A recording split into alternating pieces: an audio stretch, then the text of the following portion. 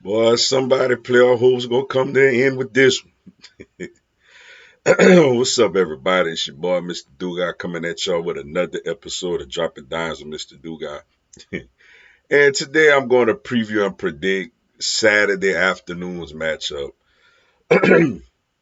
as you have the Missouri Tigers taking on the Alabama Crimson Tide. Ooh, excuse me. Before I get into this video, man, for anyone, if you want to drop $1 on the Cash App, if you want to follow me on social media, also I co-host a sports talk radio show. All that information is down in the description box. If you're a subscriber to the channel, greatly appreciate the love and support. If you're new to the channel, welcome. Make sure y'all hit the bell notification, subscribe, and share the video, like the video and share it with your folks. To all you Alabama fans, I want to let y'all know something sincerely from the bottom of my heart, y'all. I don't like y'all. I can't stand y'all. And understand I am tap dancing in your misery. Like, I am loving these Alabama tears. I'm loving all the stories that's supposedly coming out about the locker room cancers. Oh, I see it all. Like, I love every little bit of it, boy, because y'all knew this day was coming. But you see, y'all sit up here and try to act like, oh, we the big bad Alabama. No, you the big bad Alabama Bear Bryants and the Alabama Nick Sabans. And y'all got your little championship with Gene Stallings. Without legendary all-time coaches, you are a average program just like anybody else. You see, so I'm absolutely loving all the misery and disappointment that y'all dancing in right now. Speaking of Alabama, they coming off of a loss to Tennessee on the road where they just Miro look bad, yo. Now look, Miro is an exceptional athlete. I think at times he looks really good. He's a developmental project for whoever takes him in the NFL. He has a lot of developing to do. But he looked bad throwing the football against Tennessee, yo. Tennessee defensively did a good job to basically take his legs away and make him a passer and make him have to make, tough throws the way he had to drop it in the bucket a few times over a defender in between another defender. And that's the throws he struggled with. When he has a straight line throw, meaning if he throwing it to a running back out the backfield on a wheel route, or if he firing in the middle of the field to somebody who's open, obviously, or a deep ball. He does throw one of the best deep balls I've seen. He could be pinpoint accurate. But when it's a level throw, when there's a defender here and a defender back here, and you got to fit it in between them two, he don't hit those throws.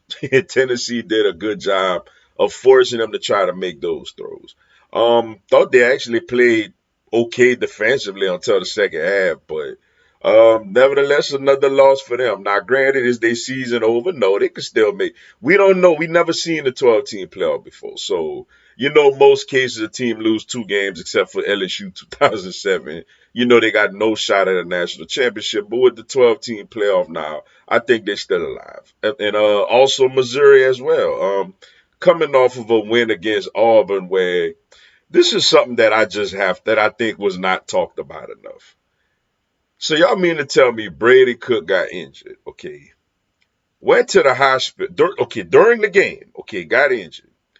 Went to the hospital and came back and won the game. Like, this is some movie type stuff, man. When have we ever seen a player, particularly a quarterback, leave a game, go to the hospital, and come back and finish a game?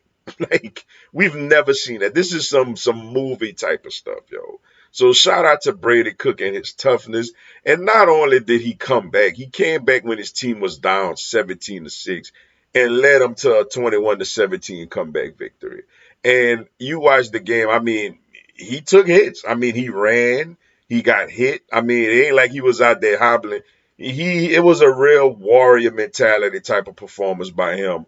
And I think he should be talked about more because you don't really hear the national media talking about that. Like that's pretty damn impressive if you ask me. But they got the win against Auburn. Obviously, he missed a good chunk of the game, or the game probably wouldn't have been as close if he played the whole game. But they came back, got the win, kept their playoff hopes alive. Um, Brady Cook, man, out there throwing to Luther Burden, who's, arguably the best receiver in the country, and Wise, who makes them one of the best duos. And you got Noel coming out the backfield. And a defense that's kind of up and down, man. Sometimes they do their thing, but against games like A&M, they just really couldn't stop nothing.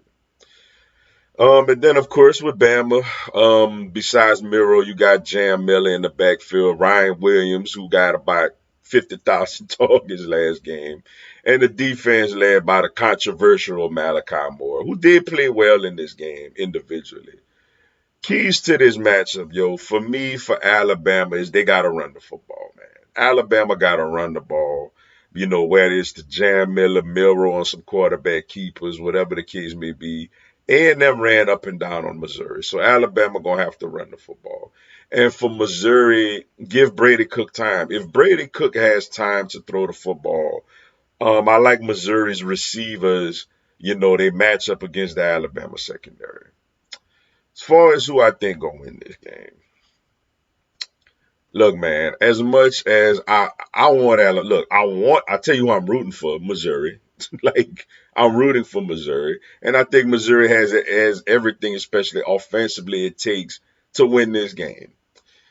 The thing is, man, as much as I'm laughing at Bam and want to ramble, it's hard for me to picture them getting a third loss before they play LSU. So, I'm gonna go with Bama in a bounce back spot at home, man. They gotta show some type of spine, you would think.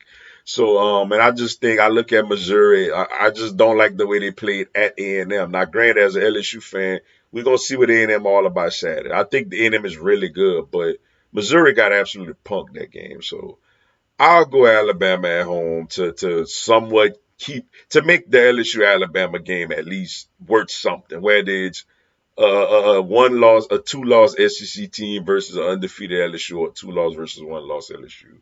I got Alabama winning. But thank y'all for checking out the video, man. Appreciate you tuning in. Give me a subscribe and a follow. I'm gonna have LSU, NCAA, and content on my other teams throughout the year. Y'all have a blessed one. Go Tigers.